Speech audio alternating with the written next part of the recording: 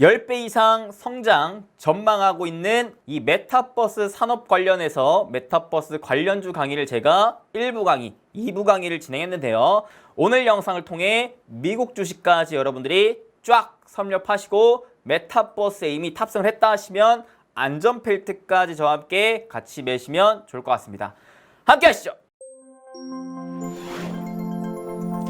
반갑습니다. 부자TV 이수민 대표입니다. 본격적인 시청 앞서서 좋아요, 구독, 알림 설정 꼭꼭꼭 딱딱딱 빡빡빡 한 번씩 눌러주세요. 우리 시청자 여러분들 행복되세요. 네, 반갑습니다. 우리 구독자 여러분들, 시청자 여러분들, 저는 주식전쟁 유튜브 채널에서 급등이 대표로 인사드렸었던 부자TV의 이수빈 대표입니다. 반갑습니다. 여러분들 행복되세요. 자, 제가 최근에 이제 저번 주부터 해가지고 메타버스 강의를 1부 강의, 2부 강의에 나눠서 진행을 해드렸습니다. 1부 강의에 대해서는 이제 메타버스에 대한 큰 전망, 그리고 메타버스에 대한 개념 이해 정리 이렇게 좀 도와드렸고요. 2부 강의에서는 그 중에서도 국내 주식 관련 대장주 탑5를 제가 선별해서 알려드렸습니다. 여러분들의 반응이 워낙 뜨겁고 3부에서는 이제 글로벌적으로 우리가 우물안 개구리가 아닌 이제 글로벌적으로 바라봤을 때 자, 저 나스닥에 상장되어 있는 저 기업들 중에 우리가 공략해볼 만한 대장주 탑5는 또 무엇이는지 알아보도록 하겠습니다. 자, 오늘 강의는 무엇이라고요? 바로 네, 맞습니다. 오늘 강의는 메타버스 미국 주식 대장주 탑5를 저와 함께 알아보겠습니다. 그리고 뿐만 아니라 메타버스 기존 1, 2부 강의에서 진행했던 총 개념에 대해서 다시 한번 쫙 정립해보는 시간을 가져갈 테니까요. 놓치지 마시고 1부, 2부 강의를 들으셨으면 2번, 3부 강의까지 딱 유종의미 거두시면 좋을 것 같아요. 자, 제가 사실 1부 강의 때 요 와이하우와 순서대로 설명을 한 차례 드린 바 있었습니다. 그래서 그때 당시 설명했던 거를 잠깐 복습 차원에서 한번 짚고 넘어가 보도록 할게요. 자, 왜 why? 이 메타버스를 우리가 왜 투자해야 되는가? 에 대한 이유를 한번 알아보자고 했어요. 가장 중요한 거는 지금 젊은 연령층에서 완전히 점유율을 뚝뚝뚝뚝뚝 치고 가고 있다. 지금 Z세대라고 불리우는 10대들이 우리나라뿐만 아니라 지금 미국에 있는 10대들도 이 메타버스에 완전히 그냥 유행을 타고 있다 볼 수가 있었고요. 그 다음 두 번째는 이제 플랫폼 우리가 개념을 이해를 해야 되는데 플랫폼 개념을 지금 탑재한 다음에 플랫폼에서 점차 산업적으로 다가갔을 때 경제 구조가 지금 만들어졌다라고 볼 수가 있어요. 그래서 마지막 세 번째는 최근 5G 인프라가 실제로 깔리고 있고 여기뿐만 아니라 어떤 게 맞습니다. 코로나로 인한 이 메타버스 성장 가속화가 걸리고 있다는 것까지 우리가 투자 포인트로 짚을 수가 있었죠. 자, 조금만 더 설명을 좀 하자면 자, 제가 기존의 네이버 카카오 같은 이 플랫폼에 대해서 제가 설명을 해드렸을 때 뭐라고 설명을 했냐면 일단 가장 중요한 건 어느 정도 이제 전반적인 우리 생활 속에 녹아드는 무엇인가 아이템이나 사업이나 플랫폼이 되려면 일단 가장 먼저 젊은 연령층을 잡아놔야 된다고 그랬어요. 그래서 젊은 연령층을 잡아놨다면 향후 5년, 10년만 지나가면 이 10대들이 이후에 20대가 됐을 때 실질적인 소비 활동의 그 연령대가 되기 때문에 그때부터는 기하급수적으로 커져나갈 수가 있다. 뿐만 아니라 젊은 연령층들이 먼저 유행을 선도하기 때문에 이 선도하는 유행에 이후 30, 40, 50대 이후까지도 계속해서 여기에 자연스럽게 녹아들 수 있다. 이 10대들은 그런 거에 대한 이제 반감이 많이 없죠. 내가 필요로 하고 누군가 이제 내 친구가 한다고 하면은 빨리빨리 내가 곳으로 뛰어드는 이런 경향이 많기 때문에 그때 당시 카카오톡도 마찬가지 10대 위주로 유행이 불면서 크게 또 지금은 우리 인생에 있어서 우리 생활에 있어서 거의 뭐 없어서는 안 될 플랫폼으로 자리를 잡았다. 카카오라는 그룹도 역시 그 카카오톡의 힘을 바탕으로 빅데이터가 쌓이면서 지금의 다양한 사업군들까지 펼쳐내고 있다라고 말씀드렸습니다. 그래서 제2의 카카오 그리고 또는 제2의 테슬라 이런 기업들, 뭐 제2의 애플 이러한 기업들을 우리가 발굴해내기 위해서는 이런 산업구조, 이런 또 플랫폼에 대한 구조를 이해를 해야 이후 메타버스에서 대장주를 잡을 수 있겠다라고 얘기를 드렸고요. 자, 그래가지고 제가 플랫폼에 대한 강조를 계속해서 했습니다. 10대 때는 더군다나 더 많이 뛰어놀고 더군다나 더 많이 친구들과 소통해야 될 나이란 말이에요. 그럼에도 불구하고 지금 뭐 전 세계적으로 코로나 때문에 집콕하면서 밖에 나가서 뛰어놀지도 못하고 친구들과 한 공간에서 자유롭게 소통하지도 못하는 이런 시대적인 상황이 나오다 보니까 어쩔 수 없이 필수 불가결하게 가상세계로 모여서 여기에서 소통하고 여기에서 뛰어논다라는 겁니다. 왜? 여기에는 코로나가 없기 때문에, 여기에는 시간과 공간에 대한 제약이 없기 때문에, 여기에는 내가 미국에 있는 친구도 자유롭게 만날 수가 있고 유럽에 있는 친구도 자유롭게 만날 수가 있고 소통에 대한 장벽이 그렇게 크지 않기 때문에, 그래서 10대들은 여기에 지금 열광하고 있는 겁니다. 그리고 자, 인종 평등까지도 우리가 좀 바라볼 수가 있을 것 같아요. 궁극적으로는 사실 전 세계적인 또 문제가 가장 큰 게 인종에 대한 차별성인데, 이 메타버스에서는 제가 앞서 잠깐 체험판을 보여드렸다시피 내 마음대로 그냥 얼굴도 뭐 흑인이 될 수가 있고 백인이 될 수가 있고 황인이 될 수가 있어요. 내가 원하는 대로 만들어낼 수가 있습니다. 그러니까 가상세계에서 만든 상대방이 누구인지는 우리가 몰라요. 그런 상황에서 자유롭게 또 소통하고 놀 수가 있기 때문에 여기에서는 진짜 국경 없고 인종 차별 없는 이런 어마무시한 또 기회 땅이 될 수가 있다. 그렇기 때문에 이러한 기회 땅을 이제 대다수의 기업들이 뛰어들려고 하는 것이다 라고 생각을 하시면 좋을 것 같습니다. 그래서 지난 우리가 살아온 1년간의 흐름이 어땠어요? 코로나 때문에 너무 각박한 세상을 살아왔죠. 국가 간의 이동도 못하고 여행도 못 가고 그 다음에 밀집된 공간에서 사교 활동도 못하는 이런 상황이었기 때문에 이렇게 가슴 속에 응어러져 있던 부분들을 지금 가상세계를 통해 풀어내고 있다라고 볼 수가 있습니다. 그럼에 의해서 메타버스가 과거와 대비해서 작년부터 기하급수적으로 빠른 성장세를 이뤄내고 있다라고 궁극적인 투자 포인트로 생각을 하시면 좋을 것 같습니다. 여기에 이제 왜 10대들이 특히 젊은 층들이 메타버스에 열광하는지에 대한 이유를 제가 간단 명료하게 설명을 해드렸습니다. 자, 그래서 이렇게 투자 포인트를 우리가 알아냈기 때문에 두 번째, 그러면 어떻게 투자 포인트를 잡고 우리가 투자해야 하나요? 라는 것을 얘기를 할 때 제가 메타버스에 대한 요 구조를 이해를 하라 그랬죠. 이거는 사실 투자 포인트를 이해를 할 때 굳이 메타버스가 아니더라도 산업에 대한 투자를 우리가 할 때 탑다운 방식으로 자, 이 산업에 대한 구조를 이해를 해야 돼요. 어떤 순서가 있는지를 알아내야 됩니다. 그래서 제가 과거 주식전쟁 유튜브 채널에서 강의를 할 때 반도체 강의 8대 공정 강의 한번 들어보셨었던 분들은 아실 거예요. 그 과정을 통해 좀 더 중요한 과정들은 무엇이고 거기에 대한 핵심 기업들은 무엇이었는지 이런 기업들을 딱딱딱딱 뽑아드렸었잖아요. 그죠? 그래서 메타버스도 마찬가지입니다. 첫 번째 뭐가 필요하다고 그랬어요? 사람이 있어야 된다고 그랬고, 두 번째 메타버스로 뛰어들게끔 하는 요 기기, VR 기기라든가 AR 기기라든가 이런 게 필요하다. 세 번째, 메타버스가 펼쳐지기 위한 데이터망이 깔려 있어야 된다. 클라우드망, 이런 망이 데이터망, 5G망 이런 것들이 깔려 있어야 되고, 네 번째는 이제 메타버스라는 플랫폼을 만들어내기 위한 초사양 컴퓨터가 있어야 돼요. 이런 이제 하드웨어 같은 경우. 자, 하드웨어가 있으면은 이후로는 마지막 뭐가 있어야 됩니까? 우리가 메타버스에 모아놓을 수 있을 만한 플랫폼이 잡혀 있어야 되고 그 안에 세부적인 컨텐츠들이 나와 있어야 된다고 그랬어요. 그래서 이 중에서 제가 이제 투자 순서를 얘기를 했었죠. 일단 처음에는 하드웨어가 될 것 같다. 그 다음에는 소프트웨어가 될 것 같고 그 다음에는 뭐가 될 것 같다? 이제 플랫폼이 될 것 같다라고 그랬어요. 그래서 결국 끝판왕은 플랫폼일 것 같다라고 얘기를 드렸었죠. 이 부분에 대한 이해도는 일부 강의에서 여러분들이 마저 체크를 하시면 좋을 것 같습니다.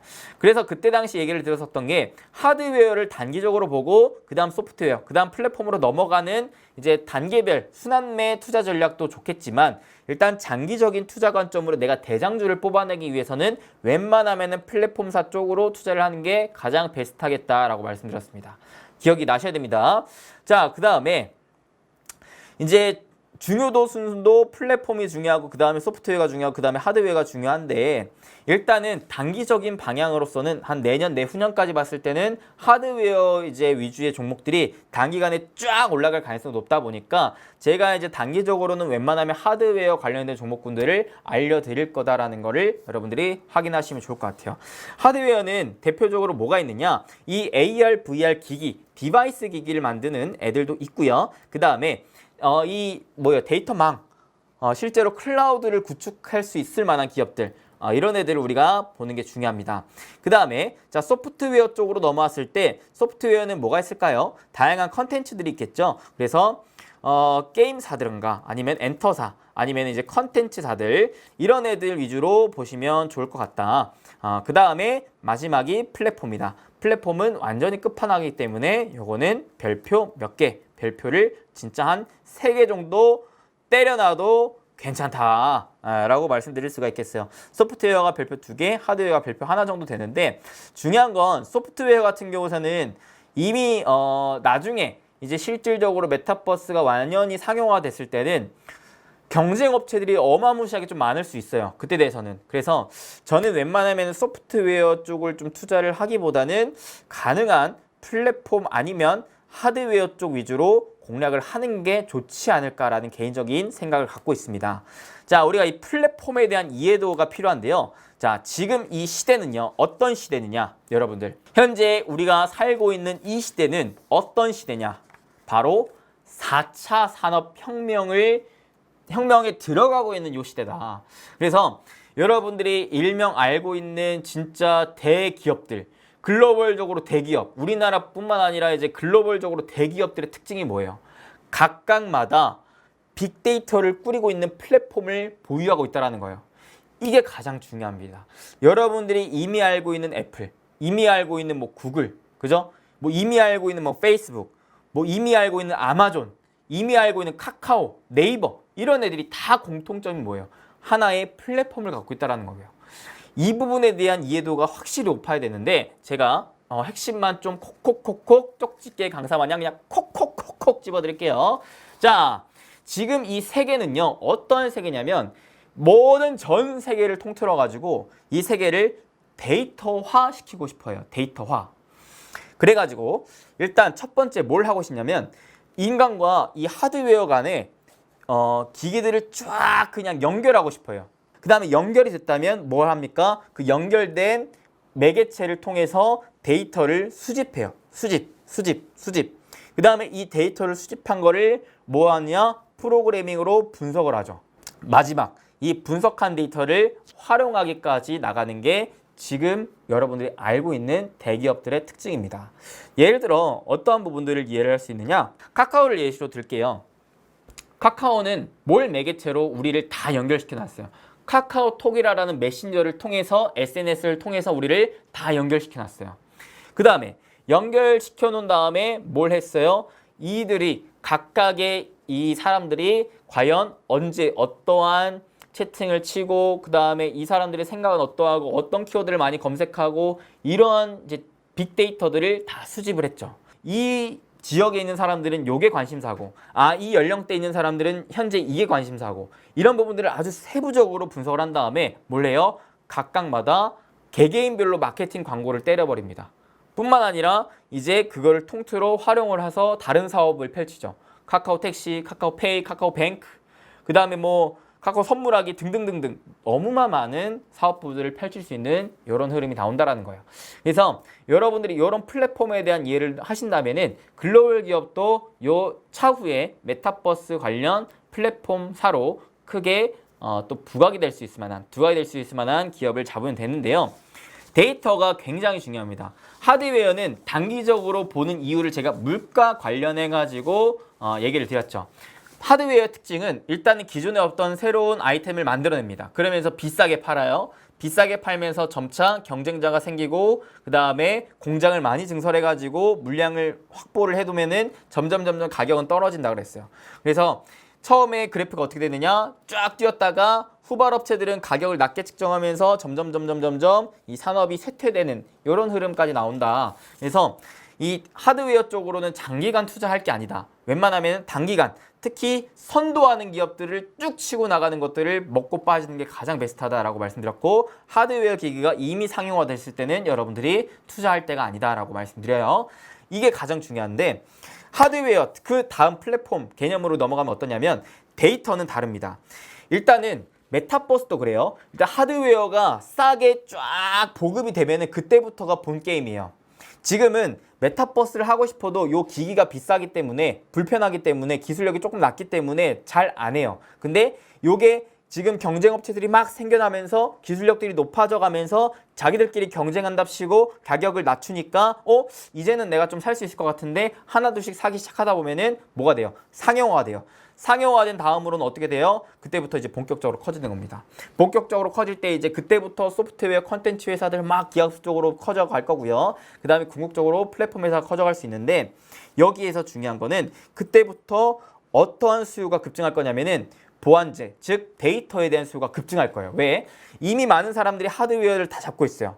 이미 이 기계들을 다 쓰고 있습니다. 그러면 이 사람들을 하나의 플랫폼에 모으려면은 방대한 데이터가 쫙 깔려 있어야 된다는 거예요. 클라우드, 빅데이터를 다 수집할 수 있을 만한 어마무시한 컴퓨터링이 되어야 된다는 거죠. 그래서 이 클라우드 업체도 굉장히 중요하다.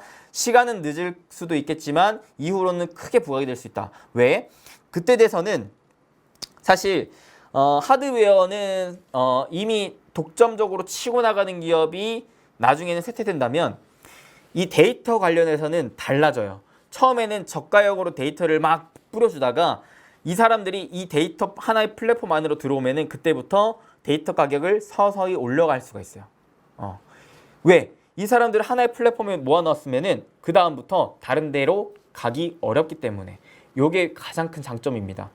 요거를 우리가 뭐라 그러냐면 락인이라 그래요. 락인. 걸어 잠근다 그냥. 그래서 사실 가장 무서운 게 우리가 지금은 눈치채지 못해도 카카오라는 기업에 우리가 완전히 묶여 있잖아요. 여러분들 눈치 못 채셨어요? 카카오가 뭘 하든 우리는 어쩔 수 없이 쓸 수밖에 없어요. 그들이 카카오 택시를 하면은 우리는 어쩔 수 없이 시대적으로 녹아들 수밖에 없습니다. 왜? 우리는 이미 카카오라는 플랫폼에 너무나 적응이 되어 있고 그 카카오라는 플랫폼이 우리의 정보를 그냥 싹 다 가지고 있기 때문에 그들이 원하는 사업부들을 하나하나 할 때마다 우리는 자연스럽게 우리가 알게 모르게 쓸 수밖에 없는 시대적인 상황이 나온다. 이거를 대다수의 대기업들은 다 알고 있어요. 다 알고 있어요. 구글도 그렇고 애플도 그렇고 그 다음에 뭐 마이크로소프트, 페이스북 다 알고 있습니다. 그래서 너도 나도 나만의 공간에 확보하기 위한 경쟁이 굉장히 치열한데요. 대표적으로 예시를 들자면 대표적으로는 일단 아마존 같은 경우에서는 어떠한 플랫폼에 모아놨느냐? 이커머스라는 시장을 거의 절반 가까이 점유한 게 아마존이에요. 그래서 우리가 오프라인에서 쇼핑을 하던 온라인에서 쇼핑을 하던 이 마우스 클릭 하나하나 데이터가 다 쌓입니다. 그래서 요 사람들은 요런 소비 패턴을 가지고 있구나. 요 사람들은 요런 또 소비 패턴을 가지고 있구나라는 정보를 싹 다 갖고 있어요. 그러니까 개인별로 맞춤 마케팅 전략으로 내가 원하는 상품을 내가 원하는 고객층한테 다 팔아 넘길 수가 있습니다. 그래서 이 아마존이 이커머스 시장의 지분율 거의 점유율을 50% 갖고 있는 건 어마무시한 무기가 되고요. 그 다음에 두 번째는요. 이제 구글 같은 경우에서도 검색 엔진, 세계 검색 엔진 시장의 90%를 장악하고 있습니다. 우리가 지금 여러분들이 시청하고 있는 유튜브도 마찬가지로 구글 거죠. 전 세계 사람들을 유튜브라는 시장에 집어넣은 다음에 그죠? 자체적인 생산 라인을 만들어낸 이후로 생산자에게 광고 수익을 주면서 뭐예요? 결국에 빅데이터를 갖춰놨잖아요. 그래서 유튜브도 여러분들이 불만을 가질 수밖에 없죠. 광고가 처음에는 앞에만 들어가던 게 뒤에도 들어가고 중간에도 들어가고 계속 그냥 광고가 판을 칩니다. 그럼에도 불구하고 여러분들 유튜브를 안 볼 수가 없는 이유는 이미 녹아들었기 때문에, 이미 유튜브라는 시장이 너무나 커져있기 때문에 이게 무서운 거예요. 그래서 플랫폼사의 특징은 초반에는 돈을 잘 못 벌어요. 왜? 일단 사람을 모으기 위해서 무료 서비스를 쫙 제공을 해줘야 되기 때문에. 사람들이 처음부터 돈 내라고 하면은 뭐이겠습니까? 처음부터 야 내가 무료로 이런 서비스들 제공해 줄게. 야 너네가 우리 플랫폼에 와가지고 이런 컨텐츠들을 만들어내면 너네한테 돈 줄게. 그러니까 우리 플랫폼으로 와. 이런 홍보 효과를 처음에는 뿌립니다. 유튜브도 그랬죠. 그래서 네이버에서 실제로 파워블로거들이 유튜브로 많이 넘어갔다 그랬어요. 그런 다음에 이제 실질적으로 어느 정도 점유율을 갖춰놓은 이후로는 그냥 내가 원하는 대로 사업만 펼치면 그게 다 돈입니다. 다 돈이에요. 다 돈. 그래서 플랫폼을 여러분들이 진짜 주목을 하시고 정말 집중을 하셔야 된다는 거예요. 자, 그래서 제가 이 플랫폼 관련해 가지고 그러면 어떤 종목이 가장 메타버스 쪽으로 두각을 나타낼 가능성이 높느냐라는 것을 보여드리겠습니다. 자, 메타버스 미국 주식 대장주 탑5. 자, 첫 번째는 가장 중요한 플랫폼입니다. 플랫폼 빠밤 별표 몇 개? 별표 3개. 플랫폼에 대해서 카카오 설명드렸고 뭐 구글 설명드렸고 그 다음에 누구 설명드렸어요? 아마존 설명드렸죠. 자, 요 중에서 지금 대표적인 플랫폼에서 상대적으로 뒤처지고 있는 기업이 누구느냐? 바로 페이스북입니다. 페이스북이 지금 제일 마음이 급해요. 페이스북이 기존에는 내가 페이스북 어플을 통해서 이 SNS라는 플랫폼을 통해서 내가 데이터 광선의 주인인 줄 알았지만 나는 결국 일개 광부였다라는 거를 지금 깨닫고 있는 중이다라는 거예요. 그래서 메타버스다라는 새로운 산업의 제일 어찌 보면은 제일 그냥 투자를 그냥 왕성히 하면서 뛰어들고 있는 게 페이스북인데 페이스북이 지금 이제 살짝 최근에 휘청거렸었던 게 뭐냐면 페이스북을 이제 아이폰을 이용하는 유저들 중에 페이스북을 사용하는 사람들이 있을 거 아니에요. 근데 이 페이스북 앱을 사용하는 사람들을 기준으로 이 페이스북 앱을 사용하는 만큼 너가 이 앱을 사용하는 데에 대해서 뭐 여기에서 가가지고 사용하고 뭐 저쪽에 가서 사용하고 이런 것에 대한 행동 반경에 대한 데이터를 내가 다 수집할게 라는 부분들을 너가 동의를 해줘야 돼 라는 부분들로 계속해서 빅데이터를 모아가고 있었는데 애플이 이거를 딱 끊었단 말이에요. 애플이 야 페이스북 너네 자꾸 뭐 날로 먹으려고 하냐? 내가 기껏 아이폰 다 팔아갖고 이 많은 사람들의 빅데이터를 지금 쌓고 있는데 너는 지금 뭐 어플 하나 만들어가지고 뭐 하려고 하냐? 하면서 애플이 그냥 딱 끊어버렸어요. 작년 6월에 세계 개발자 회의에서 앱 추적 투명성을 원칙하는 것을 발표를 했습니다. 그러면서 페이스북이 한번 휘청거렸죠. 큰일 난 거예요. 이제 그냥 막 애플 피 쪽쪽쪽쪽쪽 빨아먹으려고 했는데 이제 애플이 딱 쳐낸 겁니다. 끊어냈어요. 그러다 보니까 빨대를 꽂을 곳이 없는 거예요.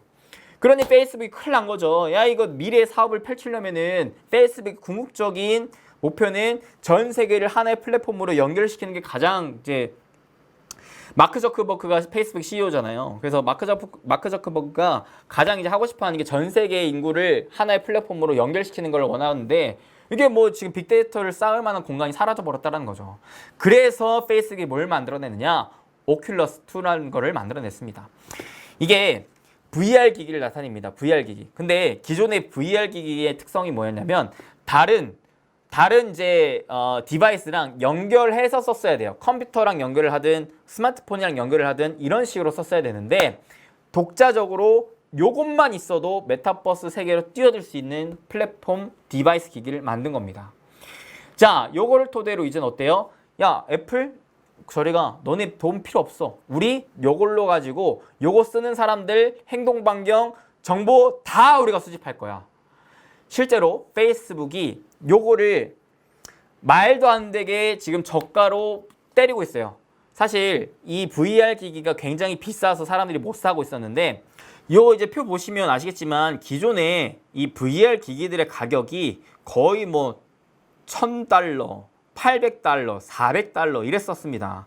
근데 오큘러스 퀘스트는 어때요? 거의 뭐 $300 정도로 싸게 나왔다라는 거예요. 그러면서 독립형 이것만으로도 실제로 플랫폼으로 들어갈 수 있게끔 만들어낸 건데 이게 가능했던 이유는 사실 마진을 안 남기려고 했기 때문에 그래요. 이 기기를 파는 것으로 마진을 안 남기려고 했기 때문에. 그러면 왜 마진을 안 남기면서 굳이 이거를 싸게 팔아요? 바로 빅데이터를 수집하기 위해서.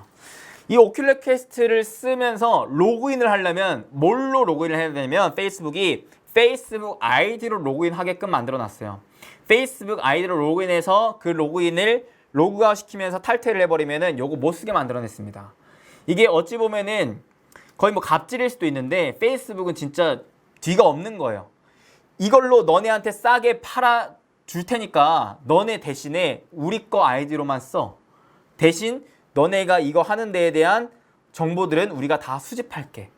오케이? 그래서 너네 이거 싸게 써. 이렇게 지금 뿌리는 겁니다. 뿌리기 때문에 이 점유율이 지금 어떻게 되고 있냐? 오큘러스가 지금 가상현실 디바이스 시장 점유율 거의 60%까지 잡혀 있어요. 60%까지. 금액적인 측면으로 봐서도 절반 가까이, 전체 매출액의 절반을 오큘러스가 가져가고 있다는 거예요. 이미 이렇게 빠르게 지금 보급화가 되고 있습니다. 지금 내년, 내후년으로 갈수록 더 빠르게 보급될 전망이 잡혀 있는 상황인데요. 그죠? 그래서 페이스북이 이런 흐름으로 이제 플랫폼 쪽으로 앞서 나가려고 하는 움직임을 보여주고 있다는 거, 이거를 여러분들이 꼭 체크를 하셔야 됩니다. 그래서 사실 대기업의 갑질로 볼 수가 있겠지만 반대로 생각한다면 이 기업이 플랫폼적인 측면으로 큰일 나고 이렇게 현재는 마진이 안 남게끔 사업을 펼치고 있구나. 지금 당장에는 뭔가 뚜렷한 성과 영업이익이 나오진 않더라도 이후로 요게 보급화가 완료된 이후로 빅데이터를 가지고 다른 사업부들을 펼쳤을 때 페이스북이 또다시 매출 급성장에 대한 모멘텀이 나올 수 있겠구나 라는 것을 이해를 할 수가 있겠죠. 작년 기준 미국의 10대 주요 어플 사용 시간인데요. 보세요. 여러분 유튜브를 지금 10대들이 어마무시하게 많이 보고 있는데 그 시간을 무려 2배를 뛰어넘는 게 바로 지금 로블록스입니다. 어마무시한 시간대를 로블록스에서 지금 보내고 있다는 거예요. 이거 결코 무시 못합니다. 자, 그 다음. 그러니까 로블록스라는 이 회사도 이렇게 많은 시간들을 쓰는 만큼 그 이용자의 빅데이터를 실시간으로 계속 수집해내고 있다는 거예요. 그 다음. 자, 메타버스 단계별 분야와 관련 기업인데요. 자, 요거를 봤을 때 우리가 투자할 수 있을 만한 순서에 대한 이해도를 볼 수가 있어요. 첫 번째, 1단계는 자, 즐기는 단계입니다. 두 번째, 구체화 단계, 즉 실질적으로 돈을 벌 수 있을 만한 단계. 세 번째는 우리의 실생활에 녹아드는 단계. 네트워크 소통 위주로 진행이 되면서 실생활 보급화되는 단계인데, 자, 여기에 가장 공통사항이 뭐예요? 바로 플랫폼이다라는 거예요. 그래서 제가 플랫폼을 계속 강조 오브 강조를 드리고 있는 거고요. 그 다음에 첫 번째 1단계 때는 어떤 기업들이 부각을 나타냅니까? 아무래도 게임사들. 왜? 지금 당장에 내가 즐길 거리가 필요해서 메타버스로 들어갈 것이기 때문에 대표적으로 엔터, 대표적으로 게임사들이 단기적으로 수혜를 볼 것이고요. 2차적으로는 이제 그 이후의 데이터들, 이제 광고를 나타내는, 그러니까 광고 사업을 하든 컨텐츠를 찍어내는 회사든 이런 회사들이 이후로 부각을 받을 가능성이 높고요. 마지막으로는 이제 클라우드, 통신 이런 쪽 애들이 같이 동반 수혜를 받을 가능성이 높습니다. 이게 이제 반도체까지도 포함이 되겠죠. 그래서 핵심은 플랫폼이다. 그래서 단기적으로 지금 게임주들이 강한 흐름을 보여주고 있는데 게임사 이후로는 여러분들이 이제 컨텐츠, 뭐 광고사 이런 위주로 소프트웨어 쪽으로 보셔야 되고, 그 다음으로는 다시 또 클라우드, 그 다음에 반도체 이런 애들이 또 수혜를 받을 수 있다라는 거 순서를 이해하셔야 됩니다. 테마에 대한 순서, 순환매도 이런 순서로 나올 가능성이 높아요. 자, 그 다음에 자, 해외에 메타버스 관련 업체가 이렇게나 많아요. 대표적인 업체만 꼽았어도 자, 로블록스, 에픽게임즈, 유니티, 페이스북, 마이크로소프트, 엔비디아, 애플, 텐센트, 그 다음에 스몰캡으로 뮤직스, 코핀까지 있습니다. 이 기업에 대한 내용은 여러분들이 이 이미지를 찬찬히 읽어보시면서 한 번씩 체크하시면 될 것 같아요. 이런 것까지 하진 않겠습니다. 그 다음, 자, 메타버스 관련 국내 비상장사예요. 비상장사. 사실 비상장사도 여러분들이 좀 주의 깊게 보셔야 되는데, 이거 관련해서도 여러분들이 혹시라도 나중에 또 궁금하시면은 문의 남겨주시면 제가 이거 관련해서도 나중에 강의를 통해서 알려드릴 수 있도록 해볼게요. 지금은 당장 뭐 비상장사이기 때문에 우리가 당장 뭐 사고 팔진 않을 거기 때문에 패스하겠습니다. 그 다음, 현재 상장되어 있는 회사들은 이제 네이버, 하이브, NC, SM, SKT, KT, LG U+, CJ ENM, 위즈윅 스튜디오, 자이언트 스텝, 덱스터, 알테라. 요게 실질적인 대표 기업들이라고 볼 수가 있어요. 그 외의 기업들은 이제 거의 테마주 위주의 종목들이 많겠다.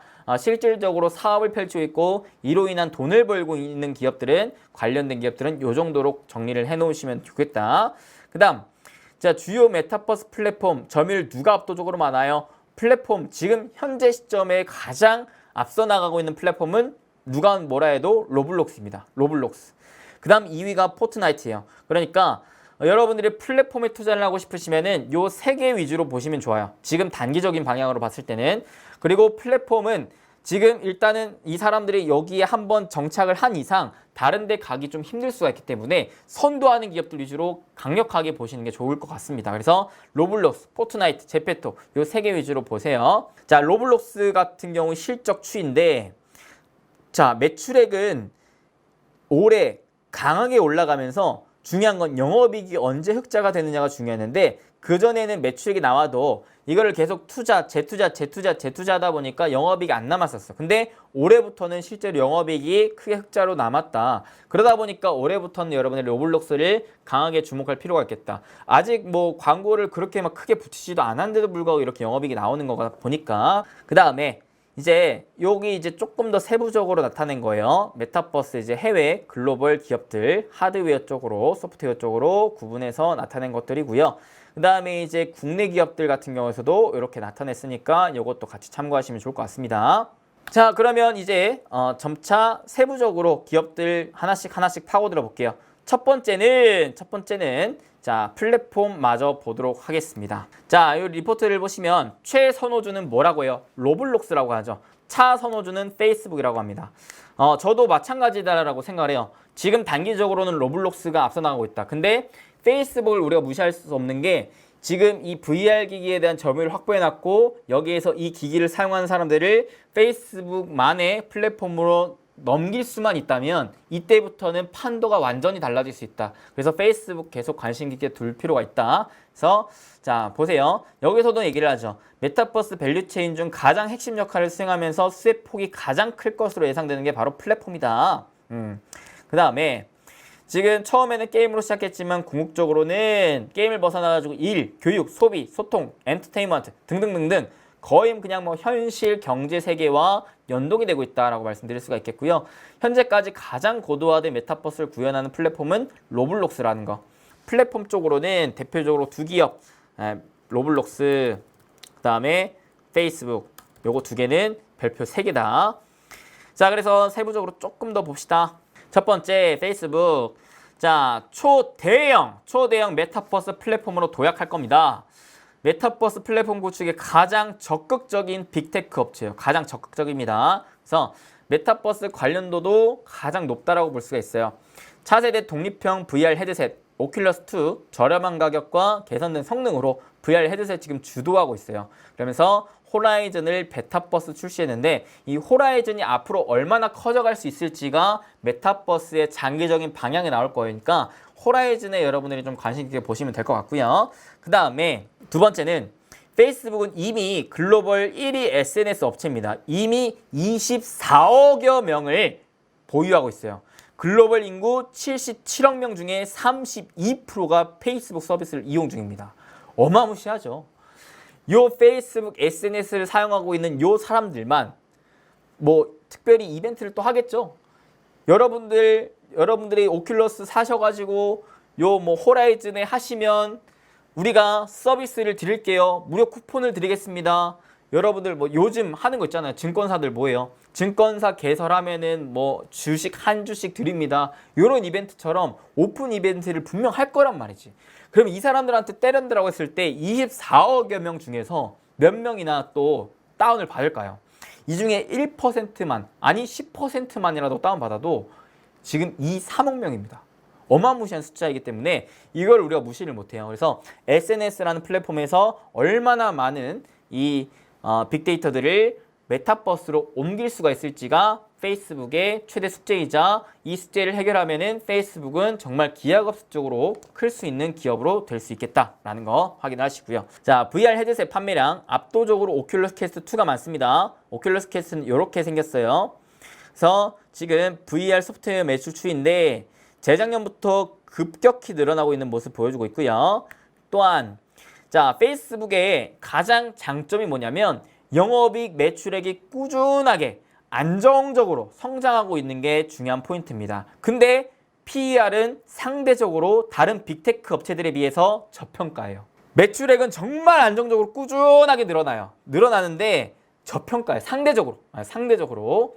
그래서 이런 부분에 대한 투자 포인트가 또 있습니다. 싼 주식. 여기에서 한번 이 메타버스로 인한 빅데이터로 신규 사업 하나만 터지면 하나만 터지면 단기간에도 빵 터질 수 있을 만한 모멘텀이 좀 생길 수 있다. 그러니까 당장에는 막 크게 재미없을 수는 있어도 원래 장기적인 투자는 이런 기업에 하는 게 가장 베스트해요. 안정적으로 본업이 매출이 잡혀 있으면서 영업이익이 성장하고 있고 여기에 신성장에 대한 새로운 사업이 또 모멘텀이 큰 기업, 이런 기업을 저는 장기 투자하는 게 굉장히 좋거든요. 그래서 페이스북 굉장히 또 좋게 보고 있다. 회사가 추구하는 핵심 가치가 연결을 관통하는 테마다. 그래서 SNS 사업과 시너지를 낼 기대감. 그다음에 지금 독자적인 생태계를 꾸리면서 장기 로드맵을 구축했다라는 거. 자, 이미 뭐예요? 올해 예상 누적 판매량. 요거 예상 누적 판매량이 플레이스테이션 5에 육박해요. 그러니까 지금 요게 부가적인 기기가 아니다라는 거예요. 메인 플랫폼이다라는 겁니다. 그래서 지금 연령대가 어느 정도 있으신 분들은 나와 관련 없는 얘기라고 생각하지 마시고 이미 여러분들도 모르는 사이에 지금 세계적으로 빠르게 이 유행이 선도되고 있다는 거를 알아내셔야 됩니다. 그래서 데이터만 가지고 있으면 앞으로 어떤 사업이든 펼칠 수 있기 때문에 이 부분에 대한 중요성을 또 시사하는 바 얘기를 드릴 수가 있겠고요. 두 번째, 로블록스입니다. 자, 로블록스 메타버스 세계로 들어오세요. Come here. 자, 2004년에 설립된 게임 유통 플랫폼이고요. 플랫폼을 구성한 모든 게임의 경우 동사가 제공한 개발 툴로 사용자가 직접 제작할 수 있어요. 그러니까 로블록스의 가장 큰 장점은 이거예요. 로블록스의 플랫폼에 들어온 이 사용자들이 직접 컨텐츠들을 제작해내고 그 제작한 컨텐츠들로 돈을 벌 수가 있다는 거. 이게 가장 큰 모멘텀입니다. 돈을 벌 수 있기 때문에 너도 나도 입소문이 타면서 이 컨텐츠를 만들어낼 수 있을 만한 장인들, 기술 장인들이 로블록스에 뛰어든다라는 거예요. 그러면 로블록스는 그 판만 깔아주면 돼요. 이들이 또 자체적으로 컨텐츠 만들어내서 또 소비하고 소비자들에게 팔고 또 돈을 벌고 이러면서 이제 자체적인 경제 구조가 만들어만지면은 로블록스는 그냥 앉아서 콩고물 계속 따박따박 받아먹는 이런 구조가 나오는 거거든요. 이미 로블록스는 그런 구조를 만들어냈다. 자, 그래서 지금 미국에서는 16세 미만 사용자가 많다. 그리고 하루 활성자, 올해 1분기 기준 하루 활성자 사용자만 무려 4,200만 명. 플랫폼에서 사용한 시간 무려 97억 원. 7억 시간. 야, 이거 말도 안 됩니다. 이 정도로 지금 로블록스는 앞서 나가고 있다는 거. 단기적으로는 로블록스가 계속해서 앞서 나갈 수 있다는 거 체크를 하시고, PBR 밴드.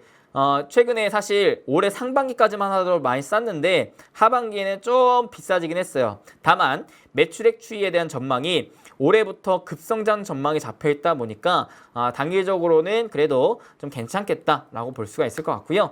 그 다음 투자 포인트는 한 5가지 정도 있습니다. 첫 번째, 플랫폼이 지금 확장되고 있다. 기존 게임, 엔터뿐만 아니라 비즈니스 이렇게 가상 강의, 회의, 컨퍼런스까지도 할 수 있게끔 만들어 놓고 있고 그 다음에 연령층 확장까지도 하고 있다. 기존의 10대뿐만 아니라 청장년층까지도 고품질의 경험과 컨텐츠를 구축할 전망이고요. 그 다음 글로벌 확장, 지금 미국, 캐나다, 영국 등 시장에서 확인한 해로 지금 입소문과 유기적 성장을 통해서 글로벌적으로 빠르게 지금 성장하고 있고 가장 큰 게임 시장인 중국을 또 목표로 하고 있다. 이미 텐센트 계열사 합작 투자해가지고 자회사 설립 통해서 중국 진출 시도하고 있고요. 중국 진출하게 되면은 또 급격히 성장할 수가 있겠죠. 그 다음 자, 로블록스 프리미엄을 또 도입해가지고 안정적인 수익 구조 체계도 만들어내고 있다는 거까지 로블록스에 대한 모멘텀 보셨습니다. 그래서 로블록스도 원래 작년 연말까지만 하더라도 영업이익이 적자였어요. 다만 올해부터 흑자가 되면서 성장 전망치 잡혀 있죠. 그래서 이게 이제 중요한 포인트입니다. 아무래도 영업이익 성장 전망치가 지금으로서는 그렇게 뚜렷하게 성장세가 나오고 있지는 않지만 뭐예요? 본격적인 플랫폼 구축으로 인한 사람들이 더 모였을 때 이때부터는 못 빠져나갈 정도가 되면은 그냥 막 사업 펼칠 거다. 지금의 카카오처럼. 로블록스 비즈니스 모델이 이거예요. 결국에는 로블록스 플랫폼 안에서 이용자든 개발자든 제작자든 다 뛰어놀게끔 하겠다라는 거. 그래서 그 중간 수수료를 로블록스가 다 받아 먹겠다라는 거. 자, 이 수수료 같은 경우에서도 그래요. 초반에는 이 제작자, 개발자들에게 더 많이 베풀고 있습니다. 근데 여러분들이 아시겠지만 점차 플랫폼이 커져가면 커져갈수록 플랫폼의 스스로가 받아내는 퍼센티지가 더 높아질 수밖에 없어요. 왜? 결국에는 락인이 되고 나서부터는 갑질이 나올 수밖에 없거든요.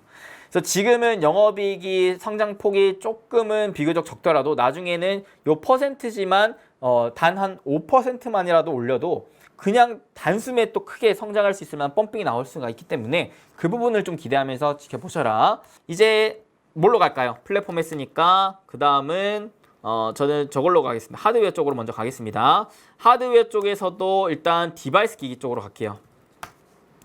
자, 디바이스 기기로 갔을 때 여러분들이 대표적인 거는 지금 뭐가 대장이에요? 대표적으로 페이스북이 대장이죠. 근데 앞으로는 또 누가 뛰어들 거다? 내년부터는 애플이 뛰어들 거다. 그래서 애플도 여러분들이 관심은 가져야 된다. 근데 지금 당장은 아니고 내년부터 보급화가 시작되면서부터는 관심을 가질 필요성은 있겠다. 이제 내년, 내후년 애플이 드디어 VR 기기를 출시할 전망이 잡혔기 때문에 내년부터는 이제 관심을 가질 필요성은 있겠다. 그래서 일단은 여기에서는 저는 이제 페이스북을 조금 더 우선시로 생각을 할 것 같아요. 페이스북. 이제 로블록스가 이렇게 될 거고 페이스북이 이렇게 될 거고. 오케이? 그 다음에 세 번째 하드웨어 쪽으로 또 뭘 볼 거냐면 클라우드 볼 거예요. 결국에는 장기적인 그림으로서 또 큰 수혜를 받을 수 있는 게 클라우드이기 때문에 자, 클라우드 쪽으로는 대표적으로 누가 있어요? 마이크로소프트, 아마존 이렇게 있는데 대표적인 매출액 추이가 사실 이 마이크로소프트가 제일 커요. 클라우드 관련 매출액 추이가 제일 높아요. 그래서 저는 마이크로소프트를 클라우드 관련 수혜주로 또 뽑았습니다. 자, 인프라로 볼 수가 있고 하드웨어 그냥 연관돼서 볼 수가 있어요. 인프라로 이제 조금 더 세부적으로 볼 수는 있겠죠. 인프라, 클라우드. 자, 그래서 이렇게 보시면 뭐가 있어요? 그러니까 인프라 영역에서는 5G와 클라우드, 블록체인 기술 개발이 필요한데 클라우드 서버 간 데이터 전송 속도와 용량이 배로 증가하기 때문에 지연 시간 짧고 빠른 네트워크가 요구된다. 디지털 화폐는 블록체인 기반으로 신뢰성과 안전성이 담보돼야 된다.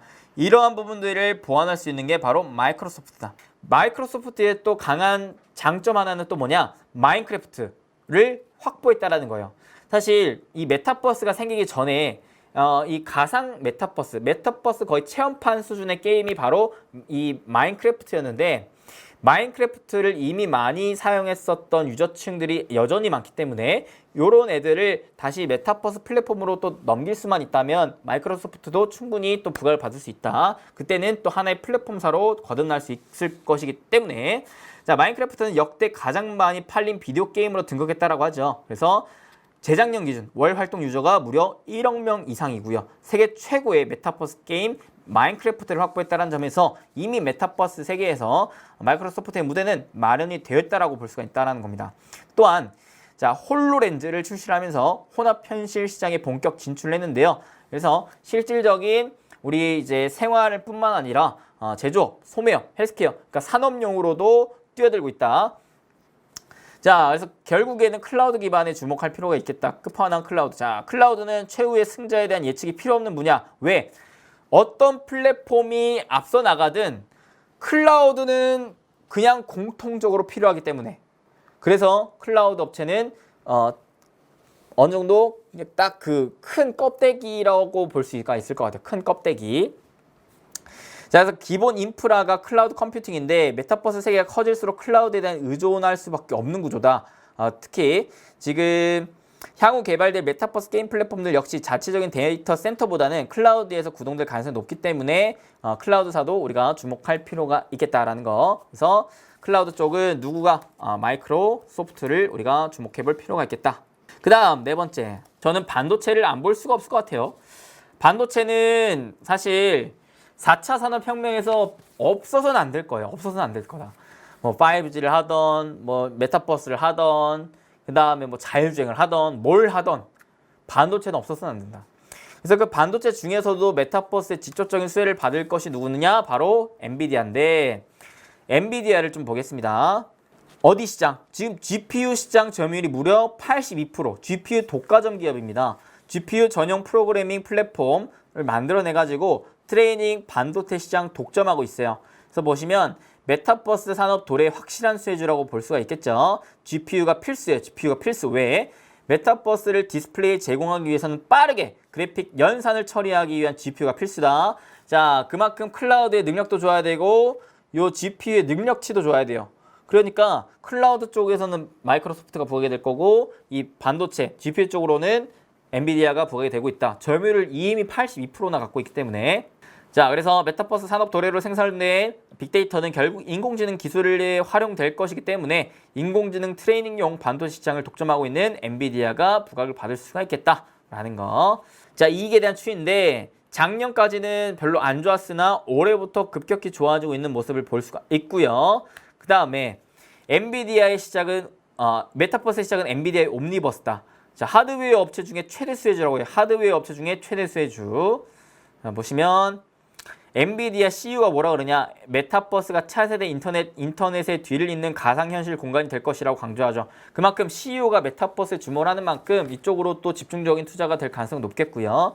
그 다음에 옴니버스 플랫폼을 또 자사가 갖고 있어요. 근데 요거를 또 GPU 칩셋으로만 구동이 가능하기 때문에 엔비디아 GPU의 락인 효과를 또 강화할 것이에요. 그러니까 메타버스 하는 기업들은 다 요거를 하려고 하는 거예요. 락인. 결국에 내 거 쓰게 만든 다음에 내 거 쓰게끔 만들어서 얘네들을 그냥 지지고 볶고 삶는다라는 거예요. 그래서 엔비디아도 GPU 관련해서 락인을 걸 가능성을 지금 열어놓고 있기 때문에 락인 이후에 추가적인 사업부를 기대해보면서 장기적으로 또 바라봐도 좋겠다라는 거 보시면 좋을 것 같습니다. 자, 그래서 엔비디아 최근에 PER 추이가 이렇게 좀 추세적으로 상승 추세를 그리고 있는데 최근에 그래도 사실 주가가 좀 많이 오르긴 했어요. 그래서 웬만하면 좀 조정이 나왔을 때 잡는 게 좋겠고 이익 전망 추이도 보시면은 가파르게 내년까지는 이익이 빠르게 증가할 전망이 잡혀 있습니다. 그 내후년부터는 아무래도 이 반도체 메타버스 중심으로 신사업에 대해서 이제 또 영업이익이 좀 늘어날 전망치가 잡혀 있고요. 그 다음에 메타버스뿐만 아니라 또 자율주행에 대한 모멘텀까지 엔비디아가 또 바라볼 수 있는 부분이기 때문에 메타버스도 좋고 난 자율주행도 좋다 하면은 엔비디아 보시면 좋을 것 같습니다. 자, 이렇게 여기도 마지막 줄 보시면 나오죠. 자율주행 시장도 마찬가지다. 엔비디아가 소프트웨어, 하드웨어 경쟁력 모두를 보유하고 있으면서 통합 자율주행 플랫폼을 제공할 수 있는 점이 차별화 요인이다라는 거. 그래서 지금 자율주행 쪽으로도 플랫폼을 좀 갖고 있기 때문에 메타버스 자율주행 플랫폼을 다 갖고 있으면 엔비디아는 완전히 그 이후로도 또 크게 부각을 받을 수 있을 만한 기업으로 생각해 볼 수가 있겠죠.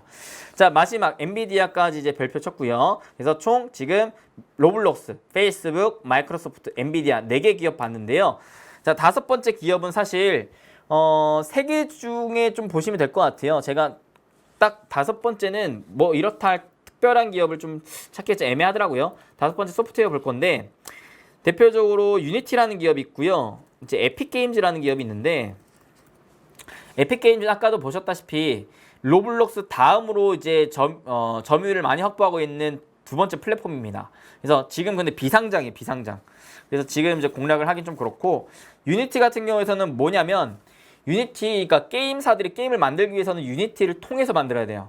그래서 그 중간다리 역할을 하는데 유니티의 단점이 뭐냐면 지금 영업이익이 나오질 않고 있어요. 적자예요, 적자. 그 부분에 대한 리스크가 있습니다. 잠깐 좀 볼게요. 자, 메타버스 밸류체인의 핵심 수혜주라고는 하는데 글로벌 1위 게임 개발 엔진 업체거든요. 그러니까 이 메타버스 게임을 개발하려면 요 유니티를 거쳐가야 된다라는 거, 거쳐가야 된다. 소프트웨어 영역 쪽으로는 최대 수혜주로 이제 볼 수는 있는데 문제는 뭐냐면 얘가 돈을 버는 족족 계속 재투자 하고 있기 때문에 지금 영업이익이 안 나오고 있어요. 그러니까 로블록스 같은 경우에는 여러분들이 투자를 할 수 있는 게 그래도 재투자 하면서 영업이익 흑자 전환으로 접어들었기 때문에 좀 더 이제 내가 안정적으로 투자를 할 수 있는데 유니티는 아직 몰라요. 물론 적자폭이 조금씩 줄어들고는 있긴 하지만 아직 흑자가 확연하게 나은 건 아니기 때문에 일단은 좀 알고만 계셔라. 나중에 관심이 있으신 분들은 흑자 전환 되고 나서 잡아도 늦진 않을 것 같다라고 말씀드릴 수가 있겠습니다. 이 외에 사실 좋은 기업들도 많기 때문에 그래서 지금 새로운 AR 플랫폼 콘텐츠의 90% 삼성 기어 VR의 90% 동사의 엔진으로 지금 제작되어 있어요. 어마무시하죠. 점유율이 어마무시합니다. 지금 시장 점유율 보시면은 유니티가 거의 45%를 잡고 있어요. 45%. 그래서 게임 외 시장으로도 지금 확장을 하고 있는 상황이고, 그래서 보시면은 딱 보세요. 지금 지금 올해 내년까지도 영업이익이 적자 전망이에요. 내년까지. 그러니까 지금 이 영업이익 흑자 전환 아닌 거면은 웬만하면 잡기 좀 힘들지 않을까라고 좀 생각을 합니다. 유니티 같은 경우에는 좀 오래 걸릴 것 같아요. 오래 보실 분들은 뭐 관심 있게 보셔도 되긴 하겠지만 그 외에 지금 흑자가 실제로 나오는 기업들도 많기 때문에 지금 당장에 이 기업을 잡을 필요는 저는 개인적으로 좀 없을 것 같다라고 설명을 하겠습니다. 그래서 일단은 제가 말씀드릴 것은 로블록스, 페이스북, 마이크로소프트, 엔비디아. 마지막은 이제 유니티인데 개인적으로는 유니티 잡을 바에는 애플을 잡을 것 같아요. 애플을. 그래서 이 정도로 보시면 좋을 것 같습니다. 왜?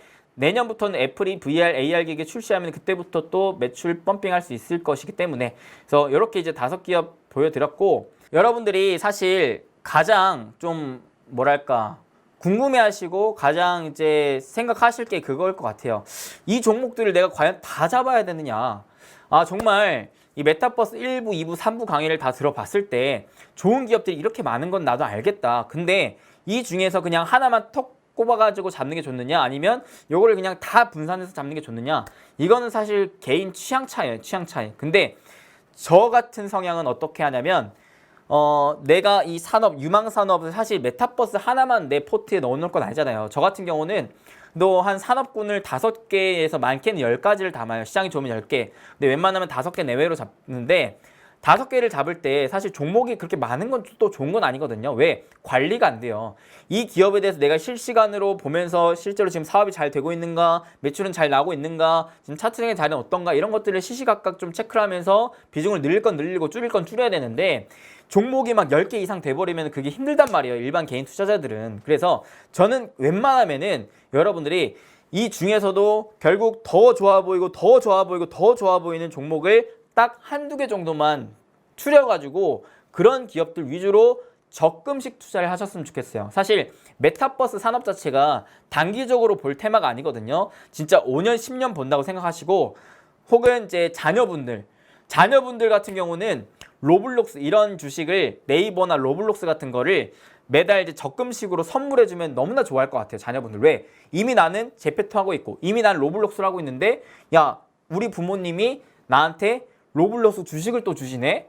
야 되게 그때부터 이제 주식에 대한 재미를 또 눈에 띌 것 같고 왜 내가 하는 거니까 재밌잖아요. 그래서 저는 좀 그런 개념도 좋을 것 같고 그냥 개인적으로 적금식으로도 좀 월급을 그냥 담아 놓는다라는 생각으로 조금씩 모아가는 투자가 좀 좋지 않을까 싶고요. 나는 하나 기업을 꼽는 게 어려워요 하시는 분들은 ETF 투자하세요. ETF 차라리 ETF 투자를 하셔라. 그래서 메타버스 ETF가 최근에 출시가 됐거든요. 자, 혁신기술의 집합 메타버스 ETF라고 얘기가 나옵니다.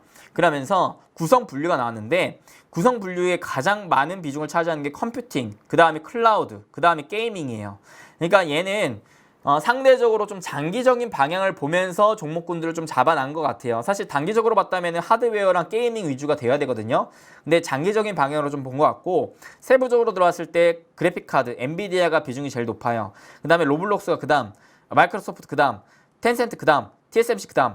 사실 제가 알려드린 기업들이 여기 어느 정도 좀 포함이 되어 있기 때문에 나는 너무 머리가 아프고 복잡하다 하시면 그냥 ETF에 적금식 투자하는 게 보수적인 투자는 될 것 같다. 근데 다만 이거는 C를 진짜 그냥 다방면으로 다 뿌린 거기 때문에 예를 들어 이거는 이만큼 자랐는데 요거는 요만큼밖에 못 자랐다 하면은 내 수익률은 요 평균치밖에 못 돼요. 근데 내가 정말 열심히 공부하고 분석해서 이만큼 오를 애를 내가 집중 투자했다면 똑같은 기간에 투자를 했더라도 계좌는 진짜 큰 차이가 벌어질 수 있기 때문에 웬만하면 여러분들 스스로 공부해서 한두 종목 집중 투자를 해주시는 게 좋을 것 같다는 생각을 합니다. 그렇기 때문에 제가 정말 저 시간과 노력을 투자해가지고 이렇게까지 여러분들한테 알려드린 거니까 정답은 없어요. 대신에 해답은 있습니다. 해답은 여러분들의 노력에 대해서 달려 있습니다. 결국엔 투자는 나 본인 자신이 하는 겁니다. 여러분들 스스로가 확신이 생기고 자신감이 생겼을 때 비로소 투자를 하시고 마지막으로 드리고 싶은 말은 여러분들 정말 이 메타버스를 보실 때는 단기적인 그림이 아니라 장기적인 그림을 보셔야 된다. 단기적인 그림은 세력 위주로 테마성 단타 매매밖에 안 돼요. 다만 그들은 이제 토끼라 그랬어요. 토끼. 방향성이 정해져 있지 않고 그냥 뭐 네이버나 유튜브에 내 메타버스 관련주만 검색하면 나오는 일반적인 실제로 이 사업을 하지도 않고 있는데도 엮여 있는 말도 안 되는 기업들, 실적이 나오지 않는 기업들, 이런 기업들을 막 비중을 많이 투자하지 마시고 좀 장기적인 그림으로 바라보면서 실질적인 이 산업의 핵심이 무엇이며 앞으로 장기적인 성장 전망이 얼마나 높은지를 판단해내서 이런 종목들 위주로 집중 투자하시길 바라겠다라는 마음입니다. 또한 한 번에 몰빵하지 마세요. 장기적인 그림으로 바라보는 종목들은 한 번에 몰빵하는 거 아닙니다. 기간을 좀 여유를 두시면서 분할 매수, 적금식 투자가 가장 효율적일 거다라고 생각합니다. 주식 투자의 가장 큰 장점, 부동산과 비교를 했을 때 가장 큰 장점은 내가 사고 싶을 때 사고 싶은 만큼 살 수 있다는 거예요. 이 장점을 여러분들이 꼭 유념하시고 주목하시고 가장 강한, 사실 개인 투자자의 가장 큰 장점이 시간이 많다라는 거거든요. 시간에 대한 여유를 갖고 좀 장기적인 그림으로 적금식 투자를 했을 때 분명 좋은 결과가 나올지 않을까 싶고요. 지금 여러분들이 이 메타버스에 대해서 나는 당장에 내가 쓰질 않고 있기 때문에, 내가 이 변화에 따라가지 않고 있기 때문에 어렵고 반감이 있을 수 있어요. 근데 중요한 건 여러분들 이 당장 내 생활이 크게 달라지지 않는다라고 해가지고 멈춰 있다가는 새로운 시대에 적응을 못할 수가 있습니다. 공상과학 영화에서나 보던 것들이 지금 현실이 이미 되고 있어요. 우리의 생활은 그만큼 빠르게 변화하고 있습니다. 코로나 시대로 인해서 더더욱이 빨라지고 있죠. 이런 변화를 거부하고 부정하면서 가만히 있는다고 세상은 변하지 않는 게 아닙니다.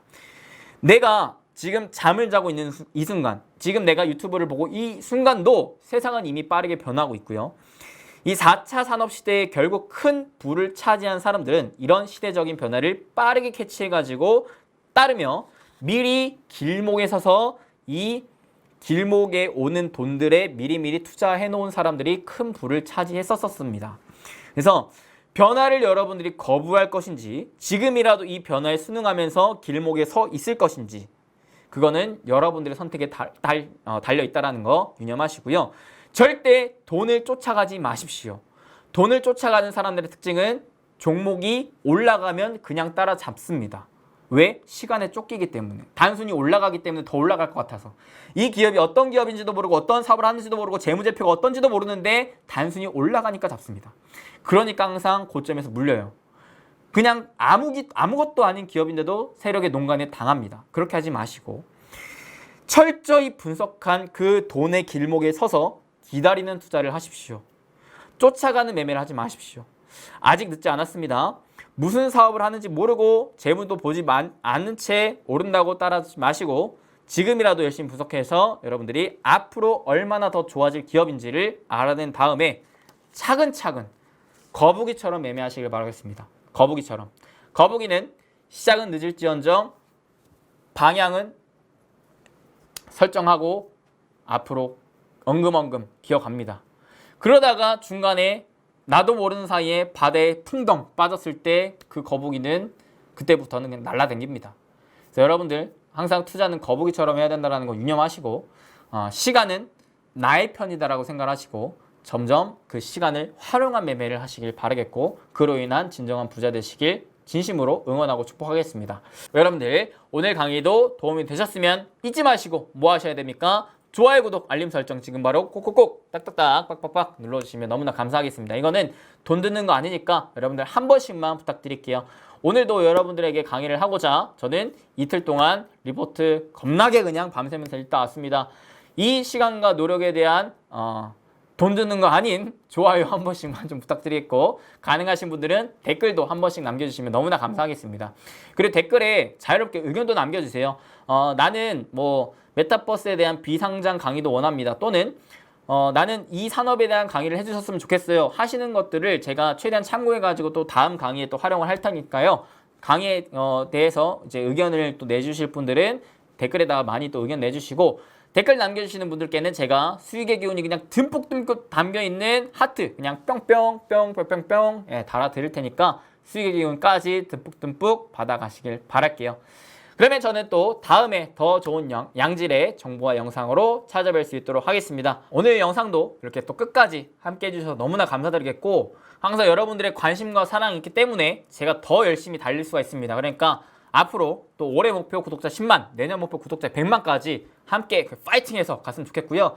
여러분들이 행복한 부자가 되는 그날까지 정말 힘껏 달려보겠습니다. 이번 주 목요일 오후 6시 또 부자TV 특별 합동방송 라이브로 하니까 그것도 잊지 마시고 참여하시고요. 저는 또 다음에 뵙겠습니다. 부자TV의 이수빈 대표였습니다. 감사합니다, 여러분들. 뿅!